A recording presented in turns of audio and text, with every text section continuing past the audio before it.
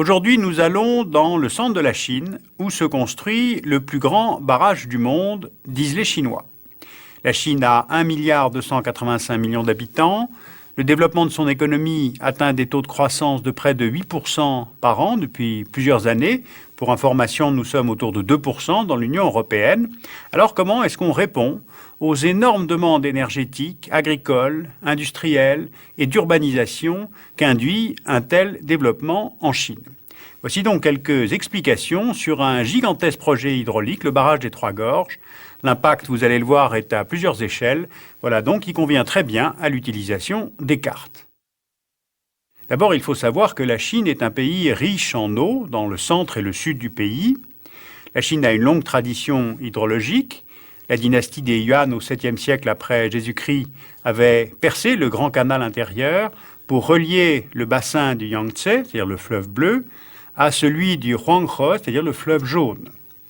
Le canal partait de Hangzhou pour relier Pékin, afin de permettre la circulation des marchandises entre le sud et le nord du pays, donc il y avait là un objectif commercial, mais aussi pour doubler la mer, c'est-à-dire d'éviter aux navires les tempêtes côtières et plus encore les pirates. Eh bien, ce canal existe toujours aujourd'hui. En ce XXIe siècle, quel est donc le projet en construction? Bien, regardons le Yangtze-Kiang. Le Yangtze prend sa source dans le plateau du Tibet, dans le Qinghai. Il traverse les provinces du Yunnan, du Sichuan, du Hubei, de Anhui, Jiangxi, Jiangsu. Le fleuve court sur une longueur totale de 6300 km. Il reçoit plus de 3000 affluents. Et finalement, il se jette en mer de Chine, à la hauteur de Shanghai. C'est le troisième fleuve au monde par le débit et par la longueur. Vous voyez, sur la carte, on voit bien son bassin hydrographique. Il occupe près de 20% du territoire de la Chine. Eh bien, c'est sur ce fleuve énorme que la Chine a commencé depuis 1993 à construire un barrage. Pourquoi? Eh bien, 3 fonctions: réguler le cours du fleuve contre les inondations, produire de l'énergie et permettre une navigation plus régulière entre Shanghai et Chongqing. Entrons dans le détail. D'abord, l'idée de modifier le cours du fleuve remonte à une centaine d'années. Déjà en 1919, Sun Yat-sen, qui était le président de la première République chinoise, avait évoqué de faire un meilleur usage des ressources du Yangtze. Le projet d'un barrage avait déjà été étudié aussi par les Américains en 1944. Cela avait été interrompu par la guerre civile. Et puis, il a été repris, ce projet, après l'arrivée au pouvoir du Parti communiste chinois en 1949. Car le bassin du fleuve est régulièrement dévasté par les inondations.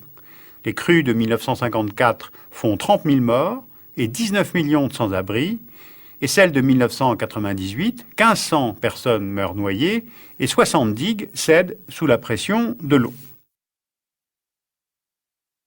Les 3 gorges sur le Yangtze se nomment Chutang, Wu et Xiling. Elles sont situées entre la ville de Chongqing et celle de Yichang. Le fleuve a creusé un passage de quelques 100 mètres de large entre des falaises hautes de 700 mètres, comme une sorte de canyon tombant des plateaux fertiles du Sichuan.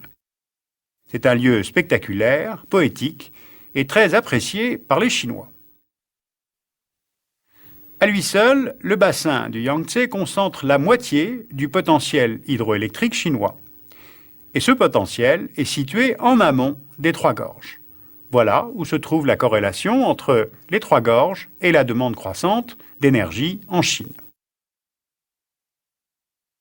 Le barrage sera d'une longueur de 2,5 km et d'une hauteur de 185 mètres. Les écluses pour le franchir, les centrales électriques vers l'aval, tout cela aura des proportions gigantesques. Mais je crois qu'il faut surtout retenir les 3 fonctions principales de ce futur réservoir. Première fonction, la régulation du débit du fleuve. Le barrage formera un lac de 700 km de long. Pour vous donner une idée, le lac Tanganyika en fait 670, le lac Léman environ 150. Cette retenue d'eau aura pour fonction de contrôler les crues, puis de les évacuer sur une plus longue période de temps.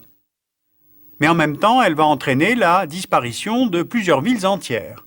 Tsekwei, Xingshan, Fengtu, la célèbre cité des fantômes, Yunyang, environ 1,5 million d'habitants vont être déplacés et parfois sur des zones agricoles moins favorables à l'agriculture. Les autorités régionales devraient reloger les villageois dans des maisons avec cette fois l'eau courante et l'électricité. On a même fait appel à la géomancie pour positionner les maisons en fonction du vent et de la lumière et bien repositionner les tombes qui, elles aussi, sont déménagées. La deuxième fonction, c'est la production d'électricité. Les centrales fourniront vers 2015 environ 10% de la consommation totale chinoise d'électricité, ce qui devrait remplacer la combustion annuelle équivalente de 50 millions de tonnes de charbon dans les centrales thermiques, soit une grosse diminution d'émissions de CO2. Le barrage permet la construction de 2 centrales hydroélectriques, l'une sur la rive droite du fleuve avec 12 turbo-alternateurs et 14 turbo-alternateurs sur la rive gauche. Chacune des turbines installées développera une puissance de 700 MW, soit l'équivalent de 20 centrales nucléaires. De là, 15 lignes à très haute tension fourniront l'électricité aux provinces de la Chine côtière, mais aussi de la Chine centrale. Car le calcul est de poursuivre le développement du centre de la Chine afin de ralentir l'exode rural des Chinois vers les côtes. Troisième fonction, c'est augmenter la capacité de navigation du fleuve. Le tonnage des navires pourra passer de 3 000 tonnes à une charge allant jusqu'à 10 000 tonnes. Car le Yangtze et ses affluents représentent 80% du potentiel navigable chinois. C'est une artère centrale, jalonnée de ports, qui écoule 30% du tonnage fluvial transporté chaque année en Chine.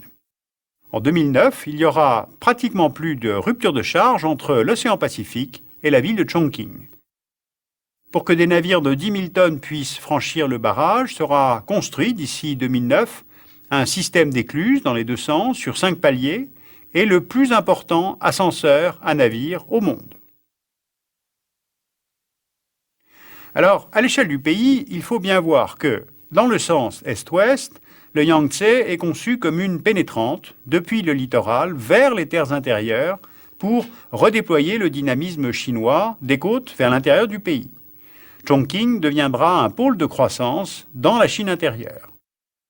Et dans le sens nord-sud, le barrage des Trois Gorges est lié au détournement d'une partie des eaux du Yangtze vers les provinces de la Chine du Nord. Celles-ci connaissent des hautes températures en été, une évaporation forte et de fréquentes sécheresses affectant la plaine du Nord. Or, cette plaine possède 40% des terres cultivées chinoises. Donc le projet consiste au centre à détourner les eaux de la rivière Han vers celles du Yangtze et à l'est à brancher les eaux du Yangtze sur le grand canal intérieur déjà existant, celui-ci amenant ses eaux au nord jusqu'à la capitale, Pékin.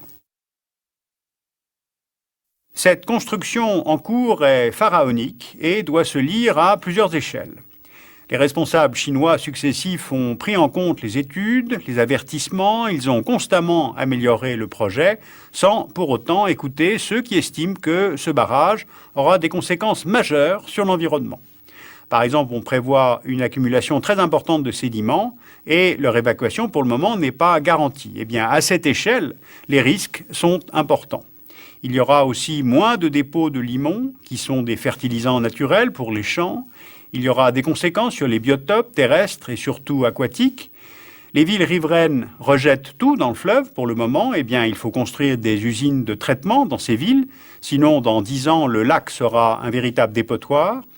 Vont aussi disparaître sous les eaux des vestiges archéologiques vieux de 4000 ans, dont de très nombreux sites datant de la dynastie Ming. Mais qu'importe, il y a visiblement toutes les légitimités pour construire le plus grand barrage du monde, car la Chine est fragilisée par ces disparités régionales. Les dirigeants chinois veulent montrer à l'extérieur, mais peut-être avant tout au peuple chinois, qu'en maîtrisant les eaux du Yangtze, la dynastie régnante est encore en mesure de s'assurer du mandat du ciel. La Chine revient sur la scène économique mondiale. Le régime communiste vieillissant veut inscrire sa dynastie dans le sol, comme le firent les Ming et les Song avec le canal intérieur ou avec la Grande Muraille.